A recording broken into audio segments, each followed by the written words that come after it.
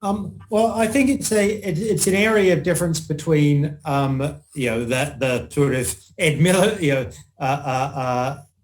two wings of the Conservative Party, right? Because I think there's the quite a large proportion chunk of the Conservative Party, including in sometimes at least Boris Johnson, who was pretty much in the same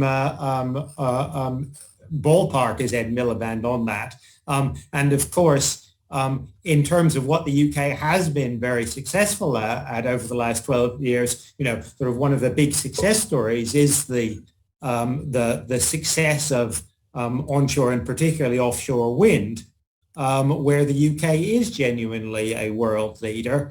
And that happened under the Conservative Liberal coalition and then the Conservatives, and to some extent due to some of the things that Ed Miliband did back in the late 2000s. So I think there is probably a degree, I think, again, of cross-party consensus that in broad strategic terms, this is the way to go. The dissenters there are, the sort of some wings of the Conservative Party which would like to reverse that. But I suspect that even within the Conservative Party, they're not yet dominant.